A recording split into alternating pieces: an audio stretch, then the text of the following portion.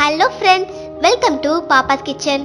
இன்னைக்கு நம்ம கிச்சனில் நிறைய பேர் கமெண்ட்ஸில் ரொம்ப நாளாக கேட்டுட்டு இருந்தாங்க, நல்லா உப்பலாக ஒரு சூப்பரான பூரி ரெசிபி ஒன்று போடுங்க அப்படின்ட்டு. அந்த உப்பலான பூரியை எப்படி சிம்பிளாக செய்கிறதுன்னு தான் பார்க்க போகிறோம். வாங்க கிச்சனுக்கு. இப்போது 250 கிராம் கோதுமை மாவு. நீங்கள் மைதா யூஸ் பண்ணுவீங்க அப்படின்னா மைதா மாவு கூட சேர்த்துக்கலாம். 250 கிராம் கோதுமை மாவுக்கு 3 ஸ்பூன் அளவுக்கு மைதா மாவு. நீங்கள் மைதா மாவில் செஞ்சீங்க அப்படின்னா 3 ஸ்பூன் கோதுமை மாவு சேர்த்துக்கங்க.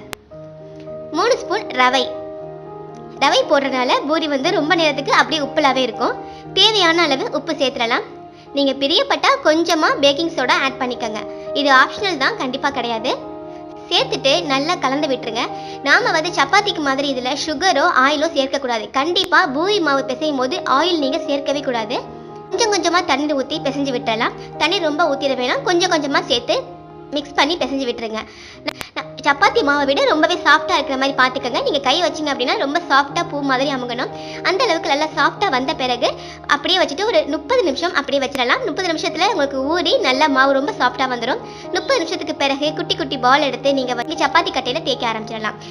முக்கியமான திங், பூரிக்கு சப்பாத்தி அளவுக்கு கனமாகவும் இருக்கக்கூடாது, ரொம்ப அப்பளம் மாதிரி ரொம்ப லேசாகவும் இருக்கக்கூடாது. ரெண்டுக்கும் நடுத்தரமாக இருக்கணும். ரொம்ப கனமாயிருச்சுனாலும் பூரி அவ்வளோவா உப்பலாக இருக்காது, ரொம்ப லேசாக இருந்தாலும் உப்பலாவே வராது. ஆயில் ஹீட் பண்ணிவிட்டு நம்ம சேர்த்துடலாம். ஆயில் எந்த அளவுக்கு ஹீட்டாக இருக்கணுமோ அந்த அளவுக்கு நல்லா ஹீட் பண்ணிடுங்க. குறைஞ்ச தீயில் இருக்கக்கூடாது.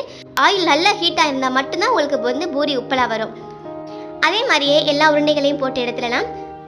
சில பேர் கருகிடும் அப்படின்ட்டு ரொம்ப சிம்பிளாக வச்சுக்குவாங்க. நீங்கள் அதெல்லாம் தேவையில்லை. நீங்கள் அப்பளம் பொரிக்கிற நேரம் மாதிரி தான் பூரியோட நேரமும். ரொம்ப சீக்கிரமாக வெந்துடக்கூடிய பொருள் தான். ஸோ நீங்கள் ஆயில் நல்லா ஹீட்டாக இருக்கட்டும்.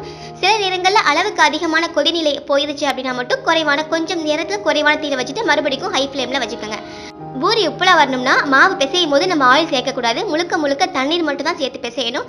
அதே மாதிரி ஆயில் போடும்போது ஆயில் நல்லா ஹீட்டாக இருக்கணும். இது 2 ஆப்ஷனல் நீங்கள் நோட் பண்ணிக்கிட்டீங்கன்னா உங்களுக்கு உப்பலான பூரி ரொம்ப சூப்பராக செஞ்சிடலாம். கண்டிப்பாக இதே மெத்தடில் நீங்களும் வீட்டில் செஞ்சு பார்த்துட்டு எப்படி இருக்குன்னு கமெண்ட்ல சொல்லுங்கள். நான் சொன்ன ரெசிபி பிடிச்சிருந்தா லைக் பண்ணி ஷேர் பண்ணுங்கள். மறக்காமல் சப்ஸ்கிரைப் பண்ணுங்கள். தேங்க்யூ.